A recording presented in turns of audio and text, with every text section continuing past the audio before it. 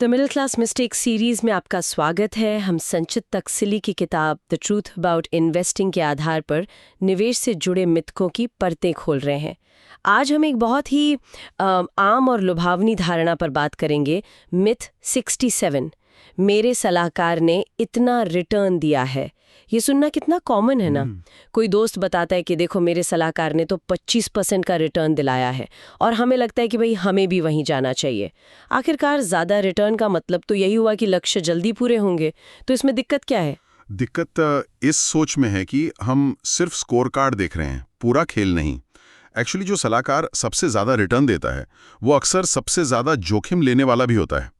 मतलब सवाल ये नहीं है कि उन्होंने कितना कमाया, सवाल ये है कि उतना कमाने के लिए उन्होंने आपके पैसे को कितने बड़े खतरे में डाला। लेकिन एक मिनट रुकिए, अगर कोई सलाहकार लगातार मान लीजिए 2-3 साल से 25% का रिटर्न दे रहा है, तो क्या ये अपने आप में एक सबूत नहीं है कि वो अच्छा है?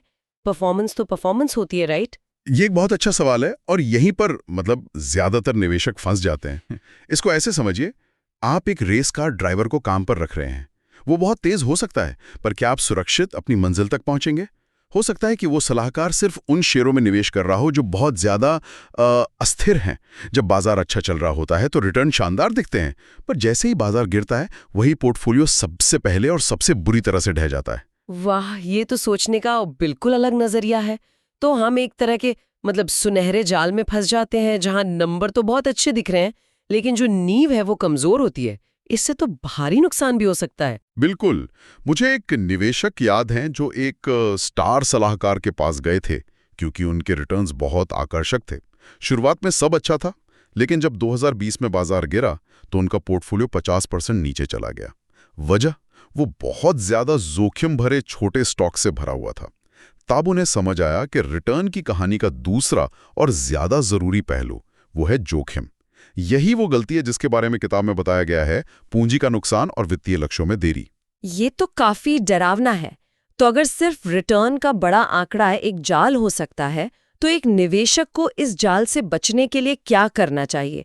उन्हें एक सलाहकार में क्या देखना चाहिए? देखिए, सबसे पहले तो गहरी बातचीत करनी चाहिए। सिर्फ ये पूछने के बजाय कि आप कितना रिटर्न देते हैं, कुछ और जरूरी सवाल पूछने चाहिए। जैसे, आपका अनुभव और योग्यता क्या है? क्या आपके खिलाफ कभी कोई नियामक शिकायतें हुई हैं? ये जानना बहुत जरूरी है कि आप जिस व्यक्ति को अपना पैसा सौंप रहे हैं उसका ट्रैक रिकॉर्ड साफ है या नहीं। नियामक शिकायतों की जांच करना, ये एक ऐसी बात है जिसके बारे में शायद ज्यादातर लोग सोचते भी नहीं होंगे। और किन बातों पर ध्यान देना चाहिए? आपको ये समझना होगा कि उनकी निवेश की रणनीति क्या है। क्या वो आपके जोखिम लेने की क्षमता को समझते हैं?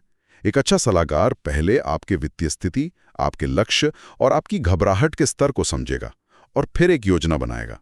वो आपको ना कहना भी जानता हो और यथार्थवादी उम्मीदें तय करें, भले ही वो सुनने में आकर्षक न लगें।